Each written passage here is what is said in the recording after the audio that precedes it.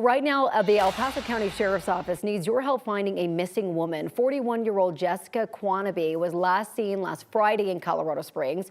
Jessica has green eyes. She's 5'4", 150 pounds. If you see her or have any information, call 911 or the El Paso County Sheriff's Office. Wheat Ridge police say that the truck driver that caused a crash on I-70 killing 3 people will not face any charges. Investigators say that the truck driver was going the speed limit that day in August, and police did not find anything wrong with the truck. At the time, the speed limit through the construction zone at Ward Road was 60 miles an hour. The truck was going 59. Weeks later, CDOT decided that was too fast. The new speed limit is now 55. Colorado State Patrol inspected the truck just 40 minutes before it tipped over. CSP found it was legal on weight and the brakes were working just fine. The 988 Suicide and Crisis Hotline callers will soon get more localized help. The Department of Health and Human Services says callers will be directed to help centers based on their physical location rather than their phone number's area code. Verizon and T-Mobile started rolling out geo-routing technology last week.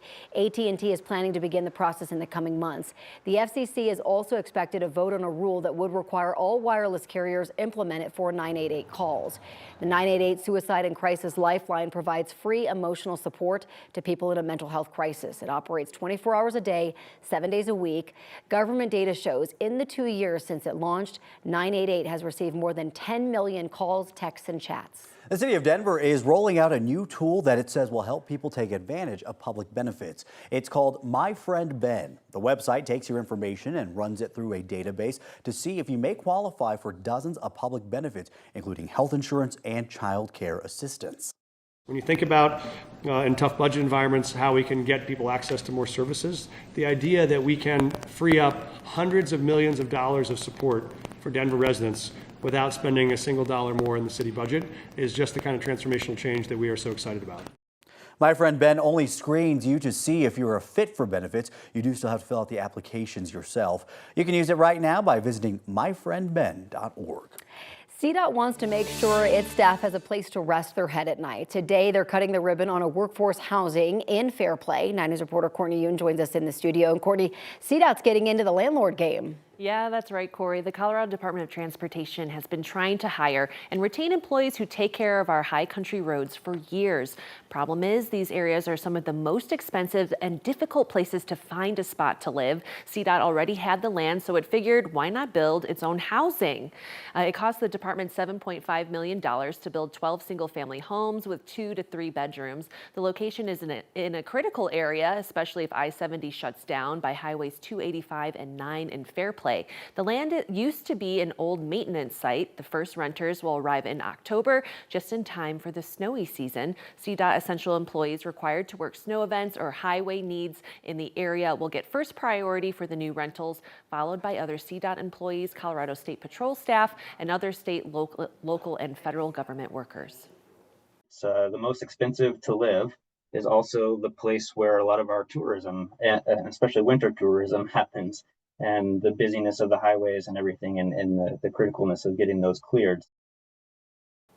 These homes in Fairplay will open up today. CDOT also has an apartment project in the works with the town of Frisco. It's also working on some other similar projects in Basalt, Edwards, and Steamboat. They're looking at including childcare in Steamboat as well. In the studio, Courtney Yoon, 9 News. I love this idea. We've long talked about how this is a huge issue up in the high country, so this is great. Courtney, thank you. New this morning, improving communities one house at a time. The Pueblo Urban Renewal Authority, or PURA, is taking it upon itself to clean up empty or unused lots in disrepair. The goal is to increase property values in Pueblo's historic East Side neighborhood, improve quality of life, and help prevent undesirable activity like littering or camping. To do this, the city acquired 2 vacant lots marked for affordable housing and are fixing up the area to build. This was overgrown and a lot of trash, and you have folks that live right next door. So now we better their situation, their living environment, by doing things like this. We're taking out that undesirable activity and property and turning it into something way more productive. Eventually, PURA says that the land will be used to build 2 stacked duplexes for working families. While Colorado is targeting its efforts to reduce greenhouse gas emissions and toxic air pollution on major polluters, new research out of CU Boulder suggests smaller sources of pollution are impacting people's health. CU researchers rode around Commerce City and Denver's Elyria-Swansea neighborhood in a mobile lab in 2022, trying to pinpoint specific sources of air pollution. There's the one we've known about for years, the Suncor refinery, which is one of the state's largest polluters. But the mobile lab also tracked down smaller local sources of pollution, like a small wood shop emitting toxic, cancer-causing chemicals like benzene. The researchers say those smaller polluters might not show up on stationary air quality monitor miles away, but were still a major source of pollution for their surrounding neighborhoods. It is now 6:09 on your Thursday morning, and breaking news overnight, the Israeli military says they struck about 75 targets in Lebanon overnight. The targets belong to Hezbollah terrorist organizations, including weapons storage facilities.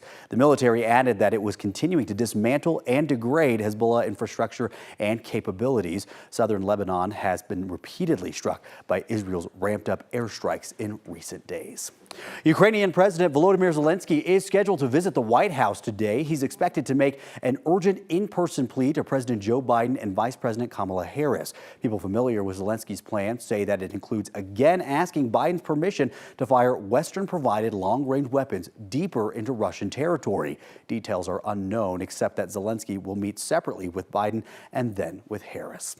Well, today, a New York Court of Appeals is set to hear arguments on Donald Trump's $454 million civil fraud judgment. The former president is looking to have the case overturned. His lawyers are arguing that the monetary penalty is unconstitutional and that most of the evidence is too old. In February, a state judge found that Trump, his two eldest sons, and his business liable for fraud for issuing false financial statements and business records. No decision is expected before the election. Hurricane Helene is now forecast to reach catastrophic Category 4 strength by the time it makes landfall in Florida's Big Bend region today. This is a live look at Key West, Florida right now.